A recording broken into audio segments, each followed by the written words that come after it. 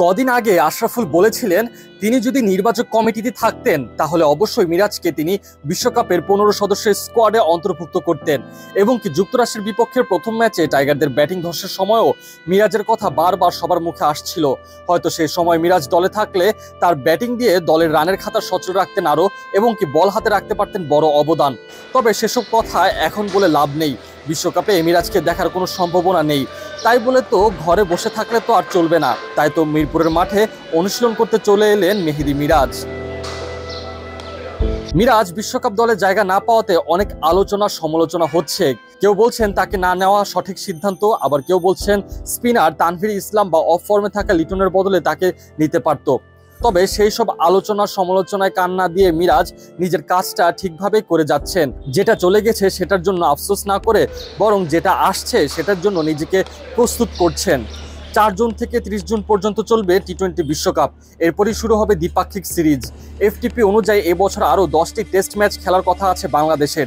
সে কথা মাথায় রেখে বৃহস্পতিবার ইনডোরের নেটে লাল বলে প্র্যাকটিস করেছেন এই অলরাউন্ডার। পেস এবং স্পিন উভয় বলে অনুশীলন সারেন তিনি। নেটে তার জন্য বল করেন পেসার শহীদুল ইসলাম। বিপিএলে দারুণ ছন্দে ছিলেন চট্টগ্রাম চ্যালেঞ্জার্সের হয়ে খেলা এই পেসার। অনেকদিন পর তাকেও দেখা যায় মিরপুরে। যদিও জাতীয় দলের প্রোগ্রামের কারণে দলের বাইরে থাকা ক্রিকেটাররা সবসময় মিরপুরের নেটে অনুশীলন করার সুযোগ পান না, যেহেতু এখন বাংলাদেশ দল যুক্তরাষ্ট্রে সেই সুযোগটা কাজে লাগাচ্ছেন তারা। মিরাজ গত জুলাইয়ে আফগানিস্তানের বিপক্ষে সর্বশেষ আন্তর্জাতিক টি-20 ম্যাচ খেলেছেন। ব্যাটিংয়ে সাথে নামেন বলে এমনিতেও খুব একটা সুযোগ পান না ব্যাট হাতে নিজের প্রতিভা সবার সামনে তুলে ধরার। বিস্ময়করভাবে 16 জুলাইয়ের ম্যাচে বলও করেননি তিনি। এরপর বাংলাদেশ 3টি টি-20 সিরিজ খেললেও কোনো সিরিজেই ছিলেন না মিরাজ। নিউজিল্যান্ডের বিপক্ষে খেলেননি, শ্রীলঙ্কার বিপক্ষেও ছিলেন না এবং কি জিম্বাবুয়ের বিপক্ষে 5 ম্যাচ টি-20 সিরিজের 2 দফায় ঘোষিত 20 জন ক্রিকেটারের স্কোয়াডেও জায়গা হয়নি তার।